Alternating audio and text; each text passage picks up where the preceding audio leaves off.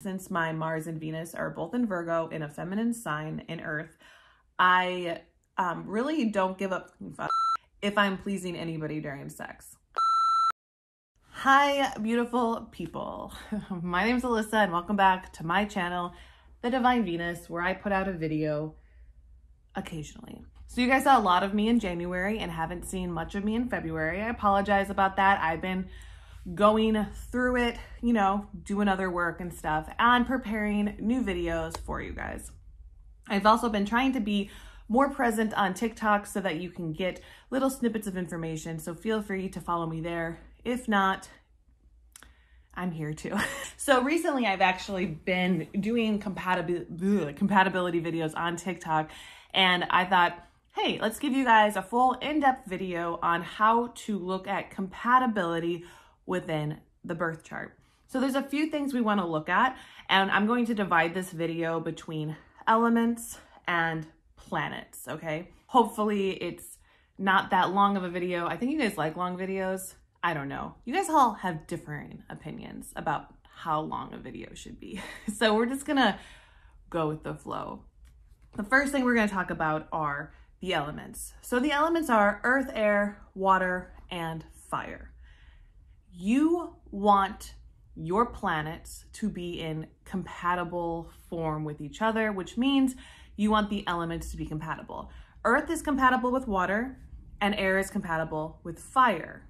Why is this? Well, when earth and water get together, neither one of them kills the other. They just become one. Earth and water create mud, right? They just move their particles together and they intertwine and they just become one. That's beautiful, right? Two waters get together and they just dump into each other, two different forms of liquid. Say like you got salt water and fresh water, like Pisces is a saltwater sign and Cancer is like a freshwater sign, and you dump them in together. Yeah, the salt's gonna disperse through the fresh water. So maybe the Pisces will lose a little bit of their saltiness, but that Cancer energy is going to gain some of that saltiness. And so it can work really well, it meshes well. Let's look at like earth and earth. You got planting dirt, like for Virgo, and then you got like really expensive dirt for Taurus. And so you put those two together and they mix up with the expensive dirt with the special like planting dirt. I don't know anything about dirt, but they're gonna mix up and the molecules are gonna join together and they're gonna create their own substance, but it's not going to be different than what they already were going into it. They're just meshing well, right? So let's look at air and fire.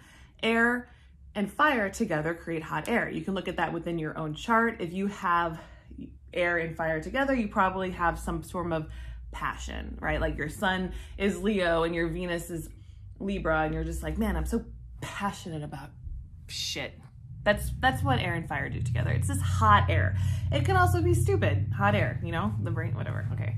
Now you got like fire and fire, two forms of fire get together. You got hot fire and hotter fire, and they're just gonna make pretty hot fire. You know, it's not, I don't know much about fire either, apparently. And air, like you can have a gaseous air or a pure air, and you can put them together and they're going to become one within a slightly less gaseous air, but still gaseous all around.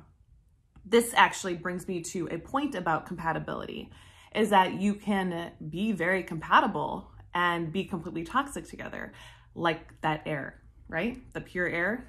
Say you got a toxic air over here and you got pure air over here, and that toxicity comes in and now you're both toxic.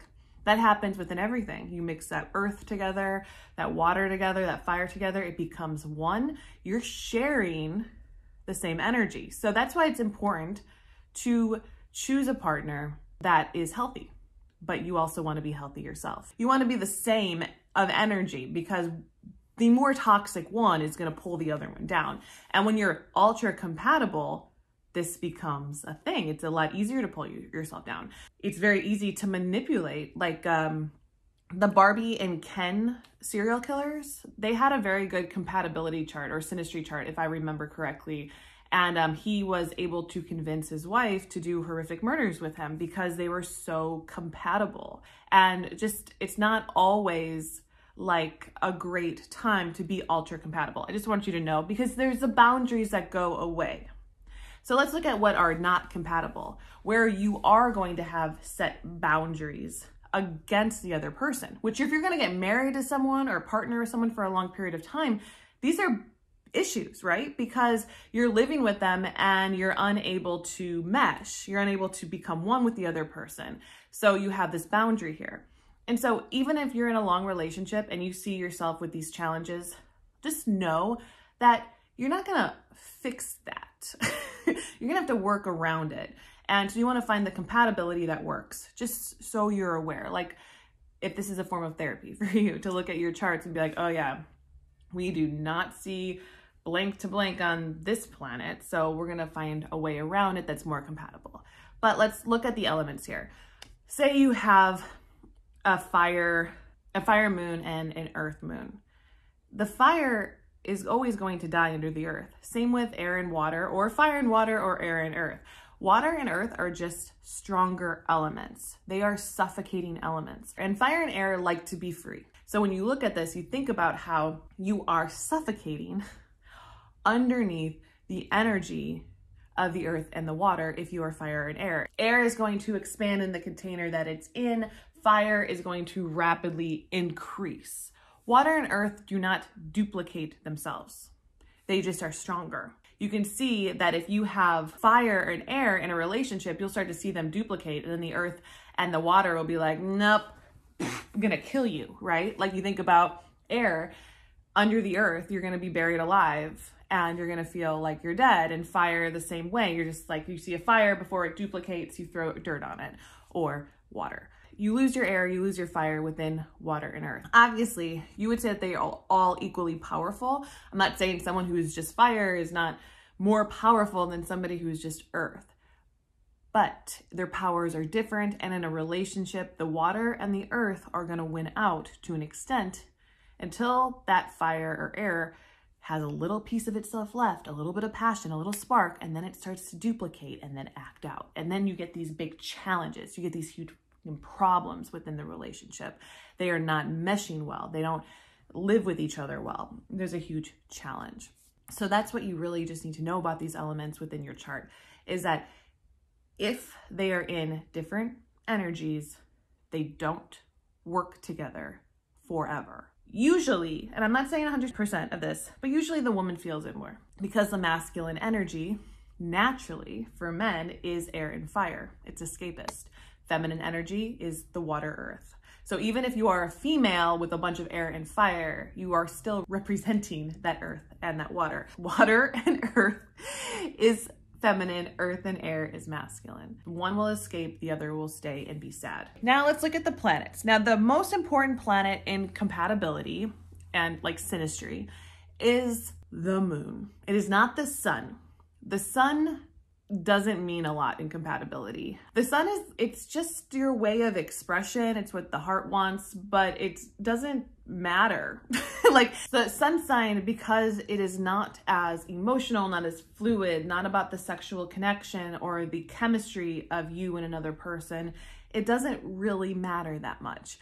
It can as a whole. It's not saying that like, oh, you don't want to talk about the sun sign compatibility at all, but you can very easily be in a relationship with someone who is in a non-compatible sun, and you can get along just fine as long as other things are in their place. Real quick before I go into the planets, I just want to share with you a little bit about my relationship, just to know where I'm coming from personally, but also I've been practicing astrology for 13 years, well, professionally for 10 years. So it's kind of like I'm here with you. Like I've seen this stuff work out like this. But me and my husband, I'm a Libra, he's a Scorpio. I can tell you about the compatibility with those two signs, and I made a whole video about it, but that doesn't have any bearing on whether or not we're able to be together. It just shows how we're interacting, right? And really it's very surface level. I'm a Libra, my husband's a Scorpio. I have a Taurus moon and he has a Cancer moon. Those are compatible, earth and water. Now we both have Libra Mercuries. So communication, Libra, it's compatible. He has a Scorpio, Mars and Venus, water. I have a Virgo, Mars and Venus, earth. Those are very compatible. So we have a lot of staying power based on these planets. The main planets in my husband's chart are compatible. But I'm going to go through each one. You don't have to have this going on like me and my husband do. You don't need that to last. You don't need that to be compatible. It just is exactly what we have, and it worked really, really well. So let's get into the planets. The first planet that is the most important is the moon, followed by Mercury, Venus, and Mars. We'll put Mercury, Venus, and Mars over here because they're important, but the moon is the most important. In fact, I've noticed that in most twin flame relationships, you have the same moon. Doesn't mean that you and your twin flame are going to be good together. A lot of twin flame relationships are very bad. But if you think about it, you're cut from the same pattern. You are the same energy. The moon is coming from that same energy. That is who we are. It's that very ultra feminine part of ourselves, of where we were built, where we came from, the mother. And that is the energy that you will experience most likely with your twin flame.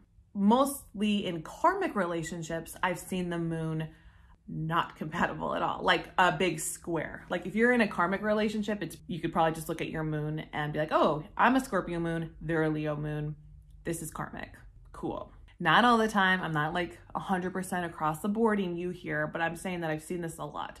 A karmic relationship can feel a lot like a twin flame. That's because the energy and the challenge and the ignition is there. Like just say you have like fire and water. There's something that's attracting you, but you're not the same person. You don't come from the same energy, and you're probably trying to learn in this lifetime how to separate from that karmic relationship.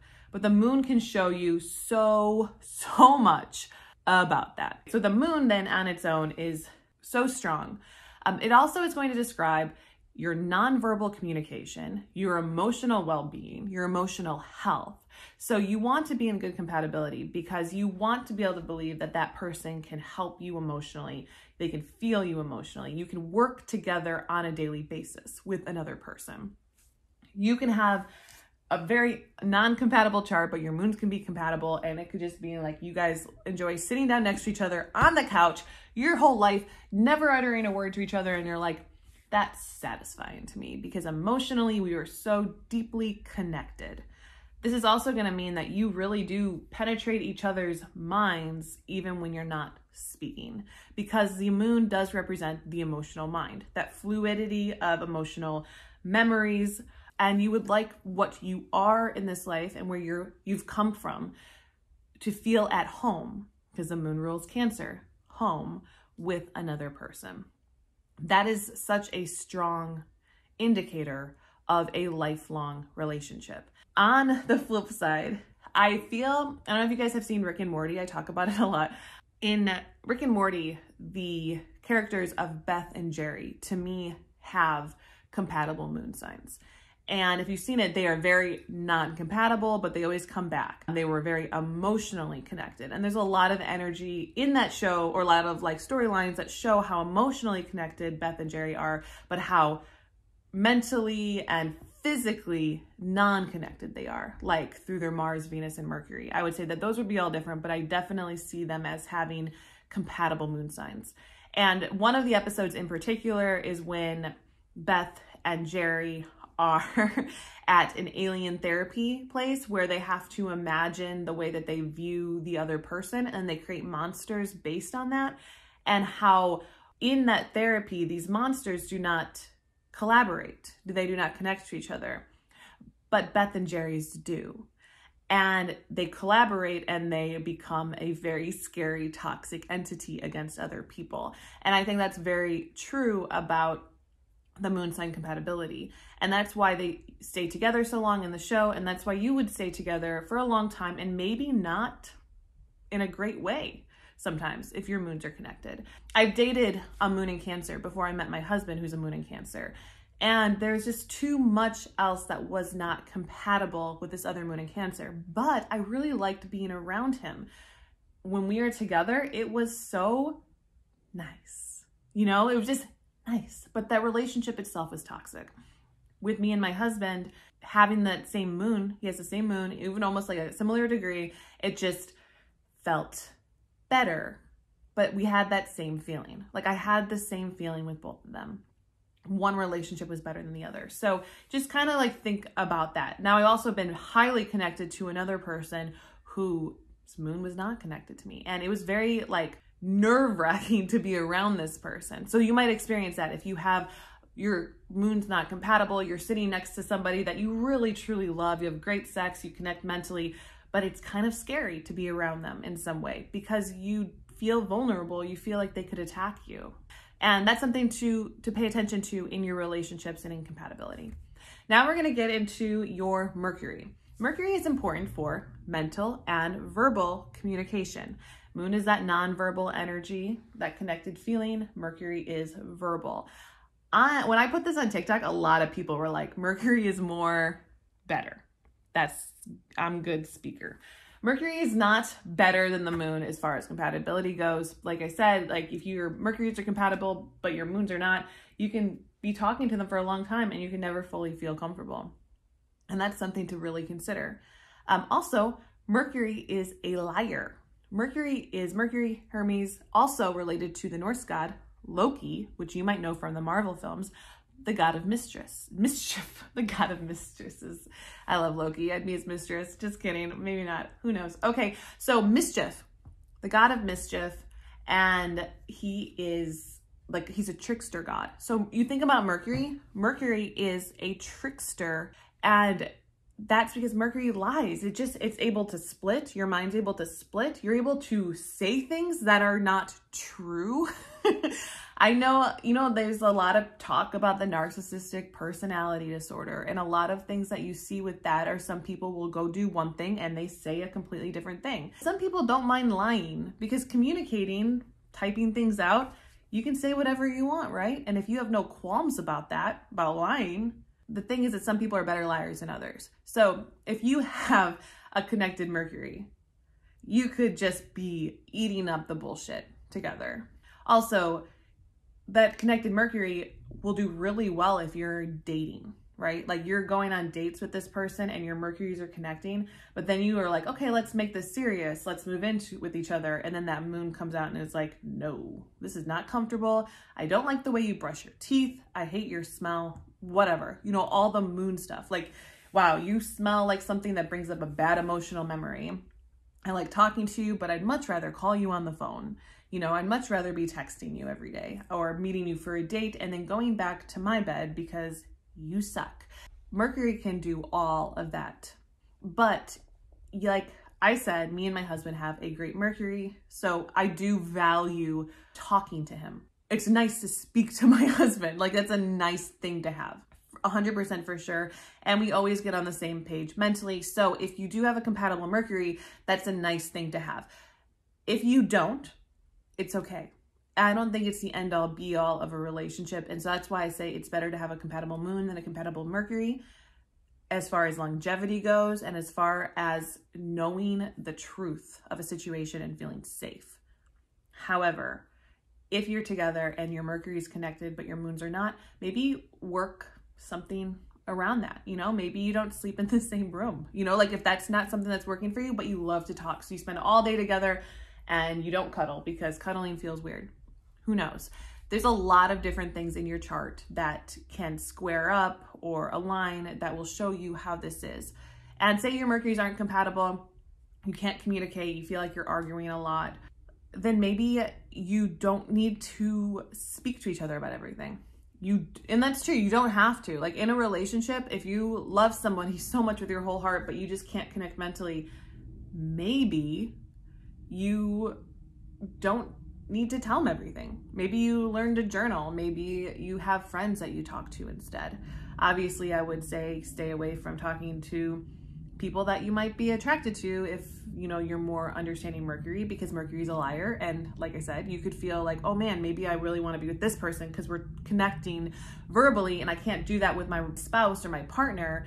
And then you like leave them and you're back in this relationship and you're like, wait, that he felt like home. You feel like talking. So those are just things to think about. But it's like, this is why relationships, they're about growth. They're about understanding. They're about seeing the map. Like in astrology wise, you see the map, you see why it doesn't work. You see why it does work. And it just makes things so much better. You know what I'm saying? I don't know, when you know. The next one that we're gonna look at are Mars and Venus. Mars is the penetrator. Venus is the receiver. Venus is about your beauty and your charm and who you're attracted to, who you're crushing on, and whether or not you feel desired. Now, Mars is where you desire. You're going to go after this. You're going to penetrate this. You want it. You're like, I want it. I got it. I want to do this. When your Mars and your Venus are in good association with someone else's Mars and Venus, this is going to be very beneficial as far as feeling desired, like you're beautiful to somebody or handsome, or there's an attraction, a chemical attraction. Now, the chemical attraction is going to come more from the Mars signs being compatible, even sometimes incompatible. Sometimes if your Mars are square each other's Mars, you could feel like, oh, I'm just like so attracted to them. But then you got to think about like sexually, how is this working? How like is this going to happen for you as far as sex? And now I don't know if everyone has this gift. It just might be me. I just might have this gift. I can usually like look at somebody and be like, I know how that person sorry. I don't know. People have this like aura, and you can usually tell it with their hands and the way that their hands are and like the way that they carry themselves. Usually when it comes to the Mars, you can tell that as well. Like if you're not capable of having that great superpower that I have, that means nothing. But it's because people's energy and how they bring themselves out and how they go after what they want is their Mars sign. And it's also shows you how they have sex. So you can see if someone's more submissive or if they're more assertive. And when you're looking at the elements in these, if your Mars is in a water sign, you want to like flood around them. You're kind of more of the sadist in this relationship as far as sex goes, because there's this like all encompassing, like, how do I eat you alive? Like you imagine the water penetrating through the Mars. Earth, it wants to ground their partner through sex, so like ground through my body. And so, I mean, it's still penetrative, so because it's the Mars. So if you're like penetrating with Mars, you're like, I want to ground you. And how will you use your body to ground another person? And a lot of time that becomes more submissive, where the Earth Mars can be a submissive thing. So you think about the water and the earth together as far as Mars goes, and you can see how you can get into a very like sadist masochistic relationship, and it might work for you. Hey guys, I'm editing and I just wanted to make something really clear, because we're talking about Mars and we're talking about consent. Well, I didn't talk about consent. So when you get into a Mars compatibility, you can easily get into manipulation. Just like I said with the moon, with Mercury, if things are compatible by elements, yes, it's going to be an easier flow, but sometimes if you're with a toxic person, bad things can happen. And that's what I wanted to share.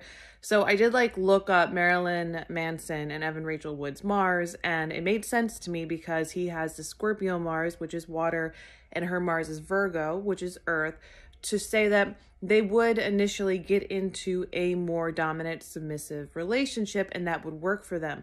But there are things that are too far, and if you are a toxic person, you will bring things too far on your partner, and your partner might not even realize. And this is where that kind of shit can happen. So I just wanted to like talk to you about that. Like, how can you be in such a bad relationship and never get out? And it's because some things just slowly over time change their dynamic, but because they don't change what works, like a dominant submissive relationship, because that never changes, it just becomes worse. You don't even realize because it's natural still. Does that make sense? So you can be being abused and not know because it's second nature at that point. Where if you have something that's not compatible, you're going to see it right away. You're like, oh wait, this isn't even good. I don't even like this.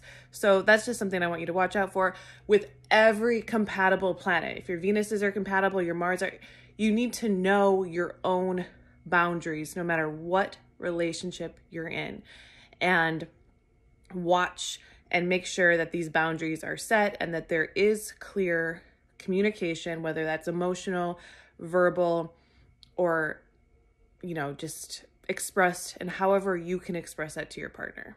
So that's my little thing. Okay. Let's say you have the water Mars going after fire or air, and you might be like, oh, fuck no, I don't want this. This is not what I signed up for. Like, because an air Mars or a fire Mars, you think that they're going to want to be like tied up. Like, think about this. Like, is that what they want? Or if their Venus is there, that they might not want that, but the water might want to do that. You see how this is kind of going? Like, water and earth Mars are very kinky. Not saying that earth and fire aren't, but earth and fire more so aren't as emotionally connected and don't want to smother as much. They want to be free. So what I've noticed with the air Mars is they're more performative. They fly, like, look at me. So they want to ride or be on top. And then you have like the fire Mars, which want to be like desired, fan the flame of desire with the fire Mars. And they want to show you what they got. And they like to watch. They're more voyeuristic in that sense too. So you can see how these things work. And sometimes you can even get like the fire Mars or the air Mars if they're going after the Mars of a water or earth, and they can maybe just want to burn you up, like maybe one and done. It's too fast. It's not what you want, like where earth and water want to move slower. So you got to look in those elements to see how they fit. And now if you are not sexually like Mars compatible with another person, then you have to work around that. You have to start communicating in some way. So hopefully your Mercuries are compatible. If not, you got to find a new way to see what's going on. Now let's look at that Venus, because obviously that Mars is going to be attracted to that Venus, but the Venus is not necessarily how you're going to be connected sexually unless they're in the same sign. Like I said, I have a Virgo Mars and a Virgo Venus. So I'm going to sexually exploit myself the same way that I'm going to receive pleasure and all that shit. It's the same for me. Not everybody has that.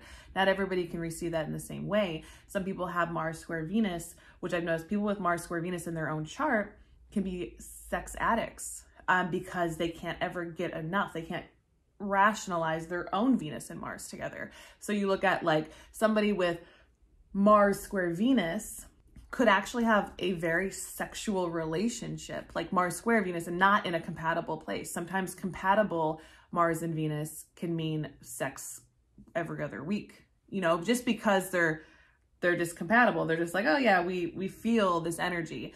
The Venus square someone else's Mars can be more of this like, oh yeah, we need to like rabbits. But, okay, the two Venuses together, this is going to show you that attraction. Do you feel desired by your partner? Does your partner like to look at you? Do you like to look at your partner? Are they aesthetically pleasing? Like, that's an important thing for people. Not everybody. Not everybody's like, oh yeah, I want an aesthetically pleasing partner. But most people want that. Most women, especially because they are of Venus, want to be desired. They want to be looked at. They want their partner to find them to be attractive.